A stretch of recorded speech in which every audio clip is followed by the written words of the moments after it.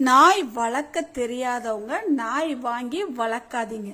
அதுவும் பணம் கொடுத்து வாங்க தேவையில்லை. பணமே இல்லாத நாய் கொடுத்தாலும் வாங்கி வளர்க்காதீங்க. ஏன்னா உங்களுக்கு வளர்க்க தெரியாது. அது தெரியாதுன்னு சொல்றதை விட நான் தப்பா சொல்லல, இருந்தாலுமே ஒரே ஒரு விஷயம் சொல்றேங்க. நாய் வளர்க்குறோம்னா நாய்க்கு ரொம்ப பாதுகாப்பு ரொம்ப ரொம்ப முக்கியம். பாதுகாப்புன்னு சொல்றது அவங்களுடைய உணவு. பால் வைக்கிறோம், பாலில் சர்க்கரை சேர்க்கக்கூடாது. ஸ்வீட்டு வாங்கிட்டு சாப்பிட்றோம், அப்போ கொஞ்சமாக கூட கொடுக்கக்கூடாது. கேட்பாங்க தான், ஆனால் நம்ம கொடுக்கக்கூடாது. நாய்க்குட்டிக்கு எப்பவுமேங்க சர்க்கரை வச்சு பால் கொடுக்கவே கூடாது.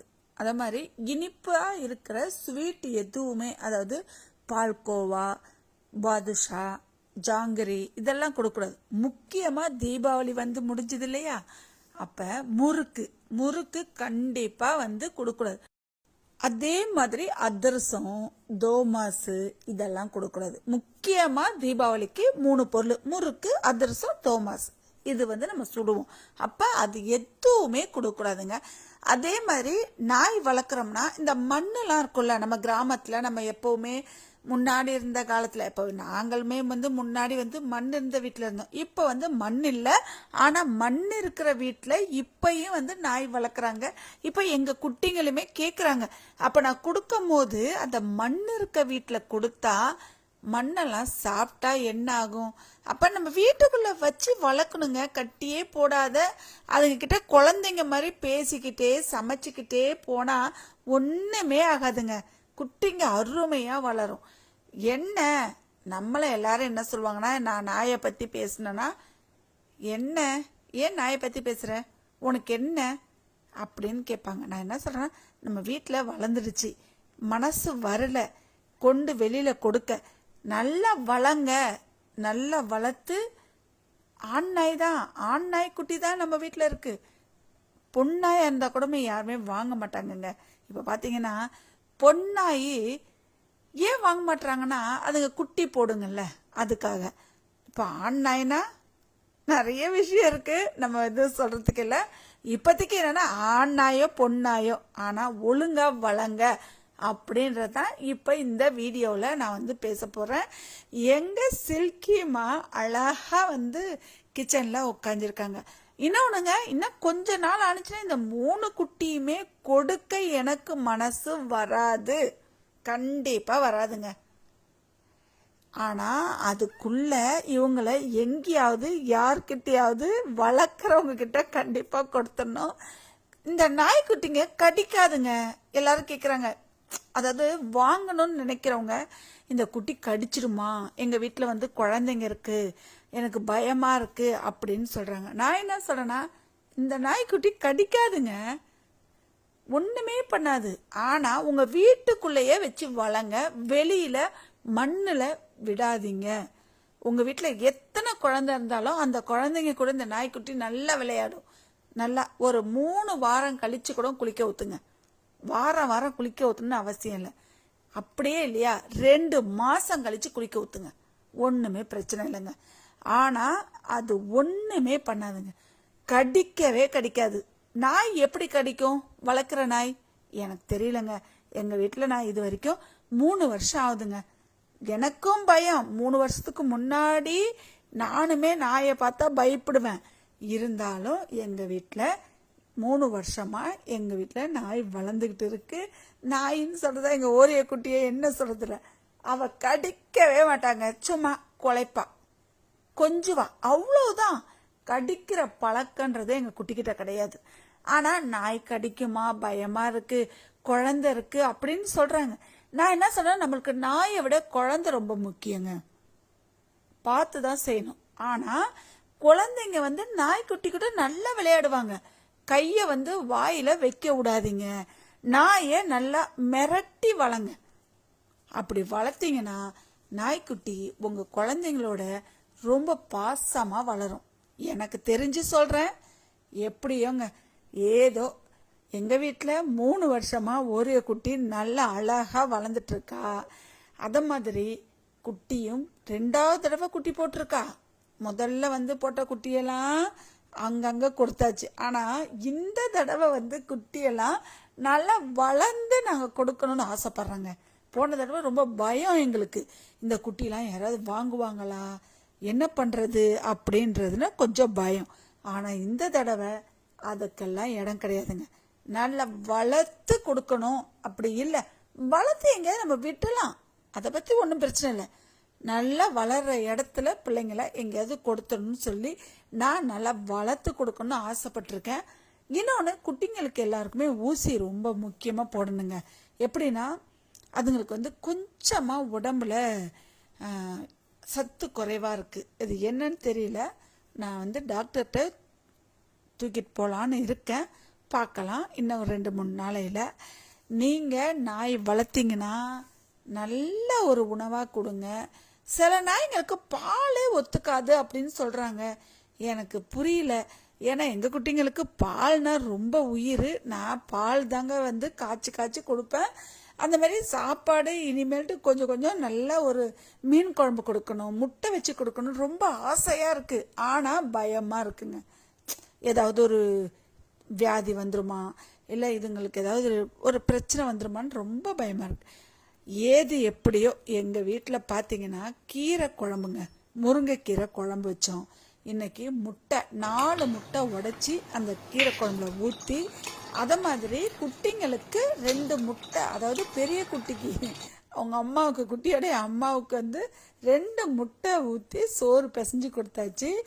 இப்போ பார்த்தீங்கன்னா 2 நாளைக்கு முன்னே ஸ்மைலி போட்டோமா, அந்த ஸ்மைலி வந்து மாவு அப்படியே இருந்துச்சா, அதை என்ன பண்ணுறதுன்னு தெரியாது, அது பாட்டுக்கு ஃப்ரிட்ஜில் இருந்துச்சு. நான் என்ன பண்ணேன்னா கடலை மாவு, வெங்காயம், பச்சை மிளகாய், கருவேப்பிலை, கொத்தமல்லி இதெல்லாம் போட்டு நல்லா அப்படியே வடை மாதிரி போடுவோம், இல்லை போண்டா மாதிரி போட்டுக்கலாம். அதுக்கு முன்னாடி நல்ல ஒரு அப்பளங்க, சூப்பராக இருந்ததுங்க அந்த அப்பளம். நீங்கள் இன்னைக்கு தீபாவளி முடிஞ்ச மறுநாள் என்ன சமைச்சு சாப்பிட்டீங்க? அதாவது அமாவாசை முடிஞ்ச மறுநாள் 2 நாள் ஆயிடுச்சுங்க. என்ன சமைச்சு சாப்பிட்டீங்கன்றத மறக்காமல் கமெண்ட் பாக்ஸில் சொல்லுங்கள். இன்றைக்கி எங்கள் வீட்டில் இதுதாங்க. குட்டிங்க எல்லாருக்குமே சாப்பாடு வச்சாச்சு. ரொம்ப ரொம்ப கஷ்டமாக இருக்கு ஓரிய குட்டியை சமாளிக்கிறது. ஏன்னா அவங்க குட்டிங்களுக்கு பாலே கொடுக்க மாட்டுறாங்க. ரொம்ப கஷ்டமாக இருக்குது. இவளுக்கு என்ன பண்ணுறதுனே தெரியலங்க. ஏது எப்படியோ பார்த்தீங்களா, போண்டா போட்டாச்சு. ரொம்ப நல்லா இருந்ததுங்க. இந்த 2 நாள் ஆன இந்த உருளைக்கிழங்குடைய மாவு சூப்பராக இருந்ததுங்க. வறுவல் நினச்சி தான் வந்து அந்த சேப்பக்கிழங்கு வேக போட்டேன். கடைசியில் பார்த்தீங்கன்னா சேப்பக்கிழங்கு வந்து போண்டா மாதிரின்னு சொல்லலாம், அப்புறம் வந்து நம்ம பகோடா சொல்லுவோம் இல்லையா, அந்த பகோடா மாதிரியும் சொல்லிக்கலாம், எப்படி வேணாலுங்க. ஏன்னா சேப்பக்கிழங்கு ரொம்ப குழ குழன்னு இருக்கா, கட் பண்ண முடியல. சரி, இது என்ன பண்ணுறேன்னா அப்படியே நல்லா பிசைஞ்சு அப்படியே கிள்ளி கிள்ளி எண்ணெயில் போட்டோம்னா பகோடா மாதிரி எடுத்து சாப்பிடலாம், பசங்க நல்லா இருக்குமா அப்படின்னு சொன்னாங்க. நானும் ட்ரை பண்ணேன். நான் முதல் முறையாக நானாக இதை யோசித்து பார்த்து ட்ரை பண்ணேங்க. நல்லா வந்துச்சு. இப்போ இந்த குட்டிங்க எல்லாம் கிச்சனில் எப்படி படுத்து கிடக்குறாங்க பாருங்கள். அவங்க இஷ்டத்துக்கு உட்காந்துருக்காங்க. குழம்பு வந்து இன்னைக்கு அந்த சுண்டைக்காய் குழம்பு அவ்வளவு டேஸ்ட்டாக இருந்துச்சுங்க. அதாவது காரக்குழம்பே பிடிக்காதுன்னு சொல்கிறவங்க இந்த சுண்டைக்காய் குழம்ப ட்ரை பண்ணி பசங்களுக்கு கொடுங்க. ஏன்னா எங்கள் வீட்டில் வந்து இந்த காரக்குழம்புனாலே பசங்க எல்லாம் 8 அடி ஓடிடுவாங்க. ஆனால் இன்றைக்கி பார்த்தீங்கன்னா அவ்வளோ நல்லா இருக்குமா அப்படின்னு சொன்னாங்க. இப்போ நல்லா தாராளமாக எண்ணெய் ஊற்றி வெங்காயம், பச்சை மிளகாய் நல்லா அப்படியே வதக்கி எடுத்துக்கலாம். அப்படியே கண்ணாடி மாதிரி வதக்கி எடுத்துப்போம். தக்காளி பழம் ஒரு 3 பழத்தை மிக்சியில் நல்லா அரைச்சி வெங்காயத்தோட சேர்த்துட வேண்டியதான். நல்லா அடுப்பு சீராக இருக்கட்டும். எவ்வளோ நேரம் வதங்குதோ அவ்வளோ நேரம் வந்து நம்ம அடுப்பை வந்து சீராக வச்சு அந்த வெங்காயம் தக்காளியை வதக்கணும். வதக்கிறதுக்குள்ளே அந்த சுண்டைக்காவை நல்லா அப்படியே இடித்து எடுத்துக்கலாம். கொஞ்சம் விதை இருந்தால் கசக்கும், அப்புறம் பசங்க சாப்பிட மாட்டாங்க. அதனால் சுண்டைக்காவை கொஞ்சமாக இடித்து எடுத்துப்போம். ரொம்ப இடிக்க வேணாம், அப்படியே ஒரு 2 தட்டு தட்டுனா போதும். தட்டி வச்சாச்சு பாருங்கள். இப்போ அந்த வெங்காயம், தக்காளி, பச்சை மிளகாய் நல்லா வதங்கிடுச்சு. இப்போ தட்டி வச்ச சுண்டைக்காயை அந்த வெங்காயம் தக்காளியோடு சேர்த்துடலாமா? செம்மையாக இருந்ததுங்க குழம்பு. நானும் கொஞ்சம் கசக்கும், யாரும் சாப்பிட மாட்டாங்க அப்படின்னு நினச்சேன். ஆனால் அப்படியே சூப்பர், நெய் மாதிரி இருந்தது குழம்பு. நல்லா அப்படியே வதக்கிக்கலாம். எண்ணெயில் வதக்க வதக்க தான் அந்த சுண்டைக்காவும் அந்த குழம்போடு சேர்த்து நம்ம சாப்பிடும் போது சூப்பராக இருக்கும். ஒரு நாளைக்கு இந்த சுண்டக்காவுக்கு ஆத்து எறா வாங்கி போட்டு குழம்பு வைக்கணுங்க. சூப்பராக இருக்கும்னு சொல்லியிருக்காங்க, பார்க்கலாம். இப்போது வெறும் மிளகாத்தூள் கொஞ்சமாக, குழம்பு தூள் கூடுதலாக போட்டு, அதாவது நல்லா மசாலா நல்லா வதக்கி எடுத்துப்போம். புளி ஊற வச்சாச்சு. சேப்பக்கிழங்கு வேக போட போகிறேன். அடுப்பில் வச்சுட்டேன் பாருங்க. இப்போ இந்த குழம்புக்கு நம்ம மசாலா மாதிரி அப்படியே நல்லா வதக்குறோம் இல்லையா, அது நல்லா வதங்கி வந்துருச்சு. இப்போ சேப்பக்கிழங்கு நல்லா வெந்துருச்சு. அடுப்பு ஆஃப் பண்ணிடலாம். புளி தண்ணியை குழம்புக்கு ஊற்றிடுவோம். புளி தண்ணியை ஊற்றிடலாமா? அப்படியே கொஞ்சமாக ஊற்றிடுவோம். காரக்குழம்புக்கு எப்போவுமே புளி கூடுதலாக போடக்கூடாது, ரொம்ப ரொம்ப கம்மியாக போடணுங்க. இப்போ சேப்பக்கிழங்க உரித்து எடுத்துகிட்டு வந்துட்டேன். இதில் என்னென்ன மசாலா அதாவது கலக்கிறோம்னா, அரிசி மாவு, கார்ன்ஃப்ளவர் மாவு, உப்பு, காரத்தூள், சிக்கன் மசாலா, உப்பு, அது மாதிரி வெறும் மிளகாத்தூள் கொஞ்சமாக சேர்த்துருக்கேன். கடைசியாக வெங்காயம் நல்லா சின்ன சின்னதாக கட் பண்ணி நல்லா பிசைஞ்ச பிறகு போட்டு நம்ம வந்து அப்படியே நல்லா கொல கொலன்னு ஆகும்லையே, அப்படியே திரட்டி அப்படியே வச்சுக்க வேண்டியதான். அப்போ தான் கிள்ளி போடுறதுக்கு ஈஸியாக இருக்கும்.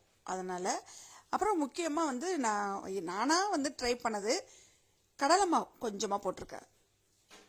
எல்லாத்தையுமே அப்படியே நல்லா பிசைஞ்சு விட்டுருக்கலாம் பாருங்கள். சின்ன சின்னதாக கட் பண்ணி நம்ம ஒன்று ஒன்றா போடலாம். எண்ணெயில் தோசைக்கல்லை போட்டு சாப்பிடலாம். நான் தோசைக்கல்லில் வந்து போட்டு பசங்களுக்கு முன்னாடி கொடுத்துருக்கேன். அதுவும் நல்லா தான் இருக்கும். சரி, இது வந்து இப்படி செஞ்சு பார்க்கலாம் அப்படின்னு நினச்சேன். இதுவும் நல்லா இருந்ததுங்க, ரொம்ப நல்லா இருந்தது. என்னடி ப்ரௌனி சில்கிமா? பிளாக் இல்லாத வருத்தம் ஆனால் இடையில இருக்குங்க. மனசுக்கு ரொம்ப கஷ்டம் இருக்குது. வீட்டில் உள்ளவங்க எல்லாருமே ரொம்ப வளர்ந்துட்டாங்களா, அதனால் கொஞ்சம் கஷ்டமாக தான் இருக்குது. இப்போ இதெல்லாமே ரெடி பண்ணி வச்சு பாருங்கள். தண்ணிலாம் தெளிக்கவே கூடாது. எல்லாத்தையுமே அப்படியே பிசைஞ்சு எடுத்துப்போம். நல்லா பிசைஞ்சாச்சு. குழம்பு வந்து நல்லா கொதிச்சிருச்சு. திறந்து பார்த்தா தெரியும் பாருங்கள். தேங்காய் வேணுன்னா அரைச்சி ஊற்றிக்கலாம். நான் தேங்காய் அரைச்சி ஊற்றலை.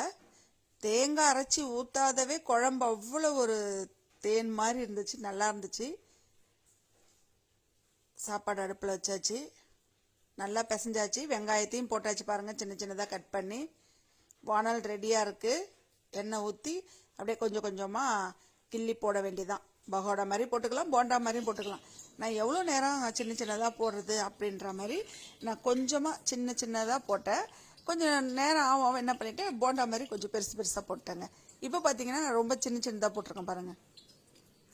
ரொம்ப நேரம் ஆகும் இல்லையா, என்னடா இது அப்படின்னு நினச்சிட்டு கடைசியாக நான் வந்து பெருசாக போண்டா மாதிரி போட்டு பசங்களுக்கு கொடுத்தாச்சு.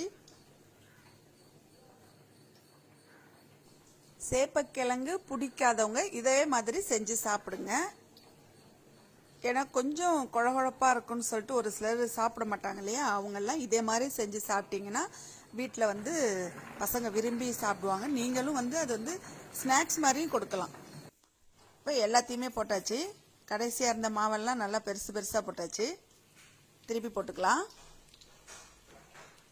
இன்னைக்கு மதியத்துக்கு எங்கள் வீட்டில் சுண்டக்காய் குழம்போட சேப்பக்கிழங்கு, முன்னாடி சொன்ன மாதிரி போண்டான்னு சொல்லலாம், அப்புறம் வந்து பகோடா சொல்லலாம், எப்படி வேணாலும் நம்ம பேர் வச்சுக்க வேண்டியதான். நம்ம வைக்கிறது தான் பேர். இது பாட்டுக்கு அப்படியே இருக்கட்டும். நாங்கள் சாப்பிட போகிறோம். நீங்கள் மதியத்துக்கு என்ன சாப்பிட்டீங்க, என்ன செஞ்சுருக்கீங்கன்றதை மறக்காமல் சொல்லுங்கள். சுண்டக்காய் குழம்பு செய்கிறது ரொம்ப ரொம்ப ஈஸிங்க. ஆனால் டேஸ்ட்டு பார்த்தீங்கன்னா அப்படி தான் இருக்குங்க. நீங்கள் ட்ரை பண்ணி சாப்பிட்டு பார்த்துட்டு சொல்லுங்கள். சுட சுட சோறு ரெடியாக இருக்குது. வாங்க எல்லாருமே மதியம் சாப்பிடலாம். ஓரியோ குட்டிக்கு பசி எடுத்துடுச்சு.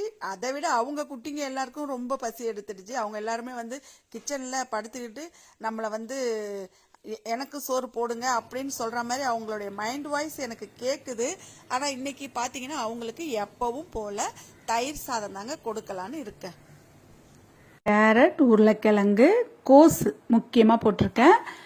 நல்லா ஒரு சோயா, நல்லா பெரிய பெரிய சோயா எடுத்து போட்டு நல்லா குருமா வச்சு இட்லியோட சேர்த்துருக்கேன். நான் இடியாப்பம் சுட்டு சாப்பிடலாம் இந்த குருமாவுக்குன்னு நினச்சேன். கடைசியாக நேரம் கிடைக்கலங்க, அதனால் நான் இட்லி ஊற்றிட்டேன். ஓரிய குட்டிக்கு சோறு ஆக்கிறதுக்கு அரிசி ஊற போட்டுட்டேன். கொஞ்சம் எண்ணெயில் பட்டை, லவங்கம், ஏலக்காய் இதெல்லாம் சேர்த்து வெங்காயம், பச்சை மிளகாய், தக்காளி பழம் போட்டுக்கலாம். அது மாதிரி நல்லா வதக்கி எடுத்துக்கலாம் பாருங்கள். நல்லா வதக்கிக்கலாம். வெங்காயம், பச்சை மிளகாய், தக்காளி பழத்தை நல்லா வதக்கி எடுத்துட்டேன் பாருங்கள். அது மாதிரி நல்லா நறுக்கி வச்ச கோஸை அப்படியே மண் சட்டியில் எடுத்து போட்டு, உருளைக்கிழங்கு ஒரு 3 நல்லா பெருசு பெருசாக நீட்டு வாக்கில் கட் பண்ணிப்போம். கேரட்டு கட் பண்ணி அதில் சேர்த்து நல்லா வதக்கி எடுப்போம். நல்லா ஒரு 2 கலக்கி விட்டுருவோம். சூப்பராக இருந்ததுங்க இந்த குருமா. நான் முதல் முறையாக தான் ட்ரை பண்ணியிருக்கேன். பச்சை பட்டாணி போடலைங்க, இன்னைக்கு இல்லை, அதனால நான் பச்சை பட்டாணி போடலை. பச்சை பட்டாணி இருந்தால் போட்டுருந்துருக்கலாம், பீன்ஸ் போட்டுருந்துருக்கலாம், அது ரெண்டுமே இல்லை. இப்போ பார்த்தீங்கன்னா சோயா போட்டாச்சு. நல்லா கலக்கிக்கலாம். எனக்கு ரொம்ப ரொம்ப பிடிக்குங்க இந்த சோயா, அந்த உருண்டை இருக்குல்ல, அது ரொம்ப ரொம்ப எனக்கு பிடிக்கும். எங்கள் சின்ன பொண்ணுக்கும் ரொம்ப பிடிக்கும். அதனால் நான் கொஞ்சம் கூடுதலாகவே இந்த குருமாலாம் வச்சேன்னா நான் அதெல்லாம் வந்து நிறைய போட்டுருவேன். ஓரியோவுக்கு அடுப்பில் அரிசி கிளஞ்சி வச்சுட்டேன். கொஞ்சமாக தண்ணி ஊற்றி வேக போடுவோம். கொஞ்சமாக ஊற்றிப்போம். நல்லா கொதிக்குது பாருங்க. அங்கே கொதிக்குது. நான் இப்படி திரும்பி பார்க்கும் போது இந்த மொட்டை சில்கிமா, நாங்கள் ஒரு செல்ல பேர் வந்து இவங்க பேர் மொட்டை. ஏன்னா இவங்களுக்கு முடியே இல்லை. நல்லா இருக்கான், அழகாக இருக்கான். இவன் ரொம்ப ரொம்ப பாசமாக இருக்கான். என்னடி சரி போ. நல்லா கிண்டி விட்டுக்கலாம் பாருங்க. நல்லா கொதி வந்துடுச்சு.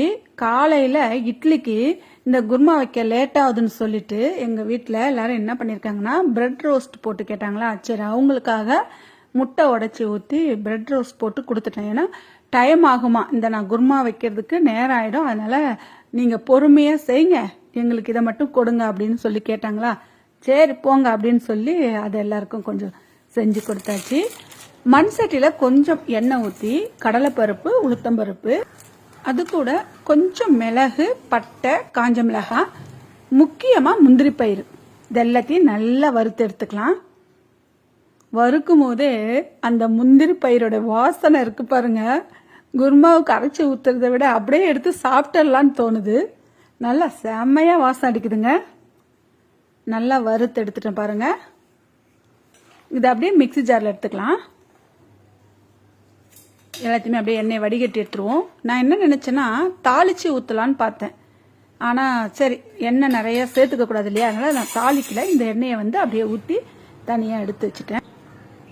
தேங்காவும் சோம்பும் கலந்து இது அப்படியே எல்லாத்தையுமே மிக்சியில் நல்லா அரைக்க போகிறேன். நல்லா பட்டு மாதிரி அரைச்சி எடுத்து வந்துக்கலாமா. அதுக்குள்ளே மாவு ஃப்ரிட்ஜில் இருந்துச்சு இல்லையா, அதை அப்படியே நல்லா கலக்கி விடலாம். ஐஸ் எல்லாம் போகணும், அதனால் வந்து நல்லா கலக்கி விடுவோம். உப்பு ஏற்கனவே போட்டு தான் நான் கலக்கி வச்சுருக்கேன். குருமா நல்லா கொதிக்குது பாருங்க. சூப்பராக இருக்கும். இட்லிக்கு தொட்டு இந்த குருமா சாப்பிட்றத விட இடியாப்பத்துக்கு செம்மையாக இருக்குங்க. நான் இப்போ என்ன பண்ண போகிறேன்னா அரைச்சி எடுத்துகிட்டு வந்த மசாலாவை குருமாவில் கலந்து ஒரு 4 கலக்கு கலக்கி விட போகிறேன். இவ்வளோதான். செம்மையாக சரியான வாசனை. முந்திரி பருப்பு, தேங்காய் அரைச்சி ஊற்றினாலே சொல்லவா வேணும், அப்படி தான் இருக்கும். கொஞ்சம் நேரம் ஆன உடனே அடுப்பு ஆஃப் பண்ணிடலாம். இவங்கள பாருங்கள் எல்லாரையும். என்னதான் உங்களுக்கு பிரச்சனை? பிளாக்கிமா, என்னம்மா? ப்ரௌனி, என்ன பிளாக்கி நடக்கிற? எங்கடா போற? அவங்க அம்மாவை பார்க்க போறான்னு நினைக்கிறேன். என்னடா குருமா வேணுமா, இட்லி வேணுமா? இவங்க எல்லாரும் இட்லி சாப்பிட்டாங்கங்க இன்னைக்கு, அதனால நல்லா வாசனை அடிக்கவும் கிச்சன்லேயே தான் இருக்காங்க. தரேன் இட்லி தரேன். நல்லா அப்படியே குருமா ரெடி ஆயிடுச்சு. 2 கலக்கு கலக்கி விட்டு கீழே இறக்கி விட்டுடலாம். உப்புலாம் இருக்கான்னு பார்த்துப்போம். உப்புலாம் திட்டமாக இருக்குங்க. அந்த வறுத்த மிளகா, அந்த முந்திரி பயிறு வாசனை சூப்பராக இருக்குது. குருமாவுக்கே செம்மையான ஒரு நல்லா இருக்கு, ருசி நல்லா இருந்துச்சு. இட்லி மாவு நல்லா கலக்கி எடுத்துப்போம். கடைசியாக கொத்தமல்லி தலையை தூவிடுவோம் குருமாவுக்கு. இட்லி அடுப்பில் வச்சிடலாமா. மாவை நல்லா கலக்கி நல்லா கலப்போம். இட்லி அடுப்பில் வச்சு வெந்து நம்ம என்ன பண்ண போகிறோம்னா சாப்பிட போகிறோம். ஒரு 4 இட்லி எடுத்து வச்சுப்போம். ஒரு 2 இட்லி வந்து குட்டிங்களுக்கு, 2 இட்லி எனக்கு. காய்கறி கொஞ்சம் கூடுதலாக வைக்கிறதுனால 2 இட்லி தாங்க நான் சாப்பிடுவேன், அதிகமாகலாம் நான் சாப்பிட மாட்டேன். இட்லி வந்து இந்த குட்டிங்களுக்கு கொடுக்கலாமா கொடுக்கக்கூடாதான்றதே நீங்கள் சொல்லுங்கள். ரொம்ப பறக்குறாங்க, ரொம்ப அலையிறாங்கங்க. நம்ம என்ன பண்றது? அதனால நான் கொடுத்துட்டேங்க இட்லி எல்லாருக்குமே, பிள்ளைங்களுக்கு. பாசிப்பருப்பு நல்லா ஒரு 1/4 கிலோவுக்கு கம்மியா ஊற போட்டு அது கூடவே 2-3 உருளைக்கிழங்கு சேர்த்து ஒரு 3 விசில் வர வரைக்கும் நல்லா வேக போட்டுடலாம். பக்கத்தடுப்புல ஒரு மண் சட்டி வச்சு கொஞ்சமா எண்ணெய் ஊத்திப்போம். விசில் வந்துடுச்சு, நல்லாவும் வெந்துடுச்சு பாருங்க. நல்லா வெந்துடுச்சு. ஏன்னா 4-3 விசில் கொடுத்ததுனால பாசிப்பருப்பு நல்லா அப்படியே பஞ்சு மாதிரி வெந்துடும். உருளைக்கிழங்கும் சூப்பரா வந்துடுச்சு. எண்ணெய் நல்லா சூடாயிடுச்சு பாருங்க. கொஞ்சமா கடுகு போட்டுக்கலாம். அதே மாதிரி பட்டை, லவங்கம், ஏலக்காய், வெங்காயம், கருவேப்பிலை இதெல்லாமே சேர்த்து நல்லா வதக்கி வருவோம்.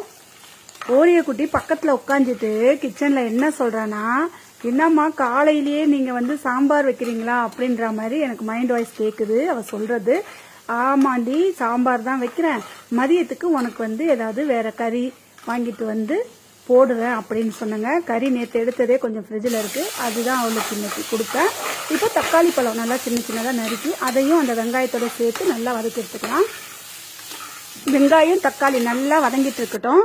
ஒரு மிக்சி ஜாரில் 10 பச்சை மிளகாய் எடுத்துப்போம், பூண்டு கொஞ்சமாக எடுத்துப்போம், இஞ்சி துண்டு போட்டுப்போம், கசகசா அது மாதிரி பெரிய ஜீரகம் அதாவது சோம்பு சேர்த்து, பொட்டுக்கடலை கொஞ்சமாக சேர்த்துக்கலாம். தேங்காய் நல்லா 2 பத்தை போட்டு நல்லா அரைச்சி எடுத்துட்டு பேஸ்டா வச்சுப்போம். இப்போ குக்கர் திறந்து பார்க்கலாமா? நல்லா வெந்திருக்கு பாருங்க. இந்த பாசிப்பயிறு எவ்வளவு ஒரு அருமையா வெந்திருக்கு பாருங்க, சூப்பரா இருக்குல்ல. அப்படியே கொஞ்சமா வெல்லத்தை போட்டு நல்லா பருப்பு பாயாசமா செஞ்சு சாப்பிடலாம் போல இருக்கு, அந்த அளவுக்கு நல்லா வெந்திருக்கு. இப்போ உருளைக்கிழங்க தனியா எடுத்து வச்சிருவோம். சிறுபருப்பை நல்லா கிடஞ்சிக்கலாம் அப்படியே கரண்டி போட்டு. இப்போ வெங்காயம் தக்காளி வதக்கி வச்சிருந்தோம் இல்லையா, அதில் அப்படியே தூக்கி ஊற்றிட வேண்டியதாங்க. 2 கலக்கி விடுவோம். உப்பு சேர்த்துப்போம். தேங்காய், பொட்டுக்கடலை, கசகசா, பெரிய ஜீரகம், இஞ்சி, பூண்டு, பச்சை மிளகாய் இதெல்லாம் அரைச்சி எடுத்துட்டு இப்போ நல்லா அப்படியே கொதிக்குது பாருங்க. அதாவது கம்மியாக கொதிக்கும் போதே அந்த பேஸ்ட் அப்படியே ஊற்றிடணும். நல்லா ஒரு 4 கலக்கிடலாம். மண் சட்டியில் அடி போய் பிடிச்சிரும், அதனால கொஞ்சமாக கலக்கி விட்டுடுவோம். உருளைக்கிழங்கு வேக போட்டு வச்சிருக்கோம் இல்லையா, அந்த உருளைக்கிழங்கை இது கூட சேர்த்துருவோம். இப்போ நல்லா கிண்டி விடுவோம். நல்லா கிண்டி விட்டோம்னா சூப்பரா வாசனையா இருக்குங்க. பச்சை மிளகாயும் இஞ்சியும் ஒரு வாசனை அடிக்கும் தெரியுமா, அந்த வாசனை செம்மையா இருக்கு. இப்போ அந்த தேங்காய் பேஸ்ட் அரைச்சிட்டு வந்தோம் இல்லையா, அதை அப்படியே ஊற்றிடுவோம். ஒரு 2 கலக்கி விடுவோம். முடிஞ்சிடுச்சு. காலையிலேயே மழைக்கு சுட சுட இட்லியோட இந்த கும்பகோணம் கடப்பா சாப்பிட போறோம். நீங்க காலையில இட்லி தோசைக்கு என்ன சாப்பிட்டீங்கன்றத மறக்காம சொல்லுங்க. ஓரிய குட்டிக்கு இது கிடையாது, அவ இட்லி சாப்பிடுவா, ஆனா நான் கொடுக்க மாட்டேன். எங்க குட்டி பொண்ணுக்கு இந்த இட்லியும் சாம்பார்லாம் கொடுக்க மாட்டோம். மதியத்துக்கு நல்லா உனக்கு கறி நேற்று ஃப்ரிட்ஜில் இருந்ததுக்கு உனக்கு நான் செஞ்சு தரமான்னு சொல்லிட்டேன். இப்போ ஒரு 4 இட்லி எடுத்து வச்சுக்கோங்க தட்டுல. சுட சுட இட்லியை அப்படியே எடுத்து வச்சு மேலாக்க அந்த கடப்பாவை நல்லா 4 கலக்கி ஒரு 4 கரண்டி 3 கரண்டி ஊத்தி சுட சுட சாப்பிட்டா எப்படி இருக்கும் தெரியுமா? ஆமாங்க, செம்மையா இருக்குங்க. நீங்களும் ஒரு முறை இப்படி ட்ரை பண்ணுங்க. ரொம்ப உடம்புக்கு பாசிப்பருப்புமே சத்தானது, உருளைக்கிழங்கு அதை விட ரொம்ப சத்து இல்லையா, அதனால இப்ப 2ம் சேர்ந்தா அவ்வளவு சத்தான ஒரு சாம்பார் வச்சு சாப்பிட்டோம்னா சூப்பரா இருக்கும். நம்ம ஊர்ல இது சாம்பார் சொல்லுவோம், வெளியில இந்த மாதிரி கடப்பா சொல்றாங்க. வாங்க சாப்பிடலாம்.